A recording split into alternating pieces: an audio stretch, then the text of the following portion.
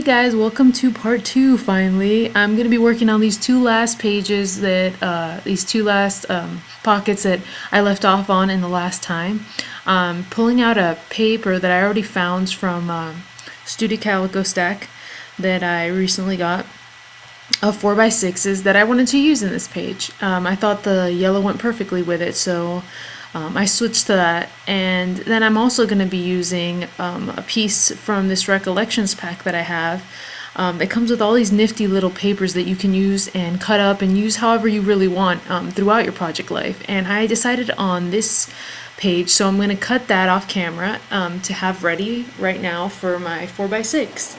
And I cut it down just a little more than you're supposed to so that it would fit exactly perfectly into that, with leaving white, yellow right around the edges of the white because I wanted the yellow to show through.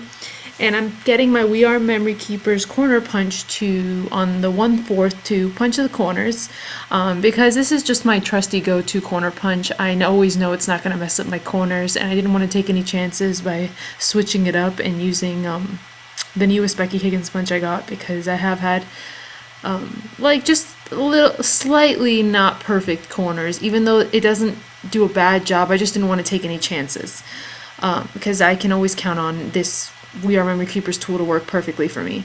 Then I'm going to be doing some journaling, which I always get frozen when I do journaling on camera, but I managed to pull it out here. I usually do it off camera. And I'm just using a regular pen to write in details of the day or what have you, just so that I can really like look back to it and just like, you know, be able to read that and put the story behind the picture. I know not everyone loves to journal, but I usually like to add a little bit journaling so I can look back at the picture and maybe remember a detail that I may have forgotten had I not written it down. But that's not always the case. Sometimes I just journal where it was just to have something to fill in a space or how it went. Now I'm just sticking that down with some of my tape. It's like a little mini ATG tape, but it's Duck brand, and I just use that when I'm in a hurry and it's a small item and I don't feel like using my huge pink ATG gun. And I'm just gluing that down, making sure to keep it lined up, because if you want your pages to look simple and kind of clean, have a clean look to them, you want to make sure that all your elements are straight as possible. I'm pulling out this transparency that I have actually from a Gossamer Blue printout that I had for 1 month, where you get printables, and I printed that out at Staples and I had them printed on transparencies, because I love the look of transparencies and vellums and things. And the great thing about this is, even though I'm going to be putting it over the actual words of the card, you're still going to be able to see the actual writing right through it, and that doesn't personally bother me. Like, as long as you can still see it, it's not a big deal. And I actually like the look of it, and especially since it's, you know, perfect for the fact that it is a time when I went out to eat. Like, I just love that little tab. And then I'm just trying to decide exactly where I'm going to put my picture, and I kind of decided I want it right in that one spot in the middle there, so I have room to maybe embellish on the top and lower bottom of it. And I'm just adding a bit of glue. I always try to just, not glue, but tape. I always try to add the tape right in the middle, just so that if I want to add something underneath, I haven't, like, you know, permanently made that decision. I decided on that washi because it had a lot of the colors that my page has throughout. The pink, the yellow, the greeny aqua-y color. And I just also loved like the floral look to it, which is rare for me because I'm usually not like too into putting too many florals in my pages for the most part so far. But for right now, I'm really loving it. So I decided to go for a look of like having that, like that picture looking like it's taped down. And I could have stopped at the one washi tape on the top, but I wanted to use 2 pieces of washi tape, so it almost looked like I really was using the washi to keep that photo down, even though that's kind of an illusion.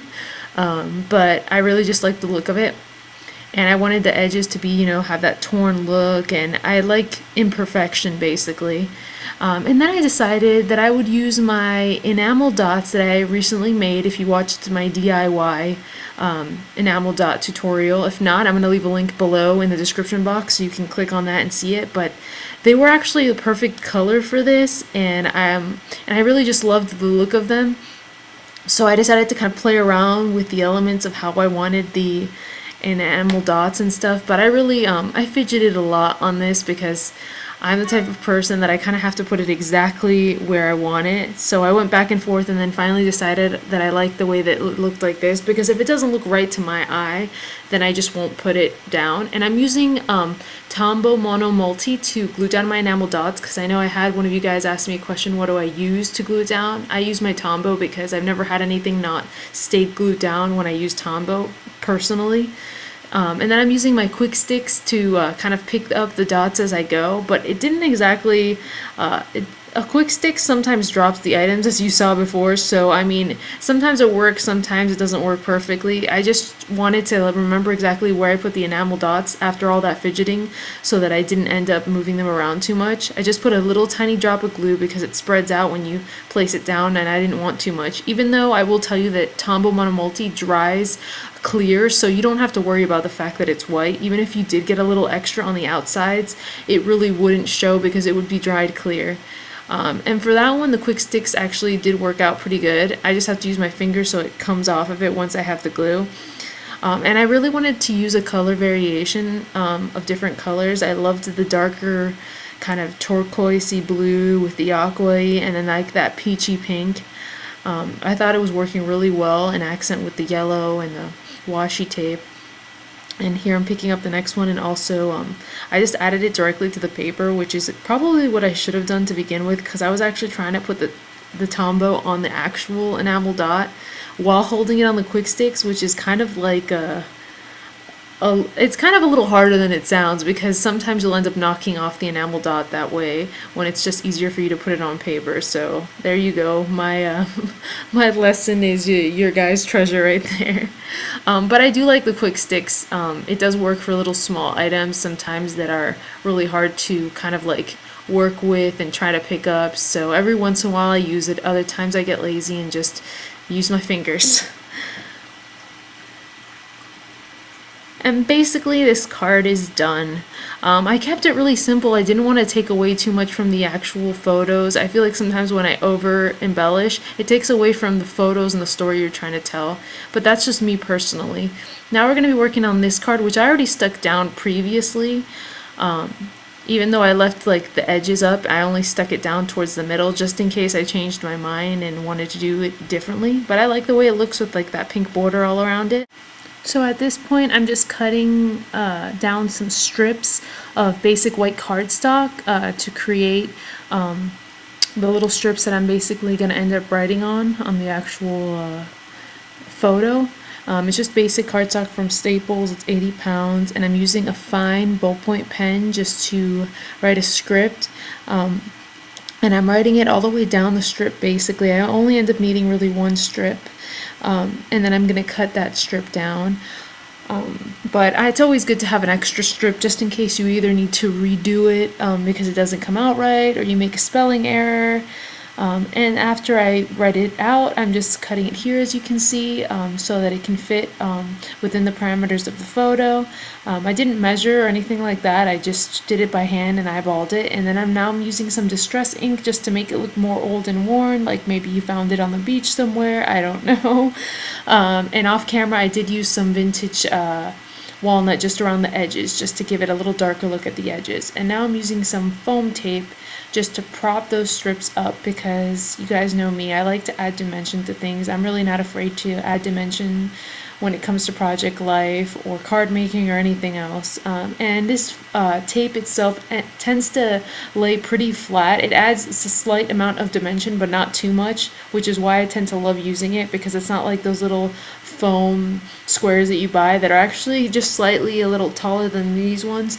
But these ones lay a little flatter, which is perfect for project life if you ask me. So that's why, as you can see, I'm needing to buy a new roll of tape very soon. I'm just attaching those to the photos just where I want it. And like I said, I don't mind covering certain areas of photos with things, especially when it's not like, that's not the focal point. The people in the photos are really the focal point in most cases, not all.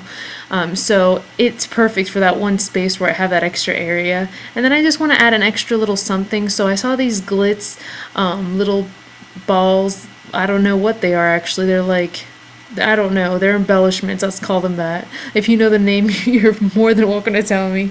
But I decided to add them. They're like somewhere in the photo, and I wasn't sure where I wanted it at first, but then I decided I liked the way it looked right underneath there. And now my page is done, finally, guys. I know this was a quick video, but I hope you guys enjoyed it. Please make sure to comment, like, subscribe if you enjoy my videos. I love you guys. Thanks so much for watching.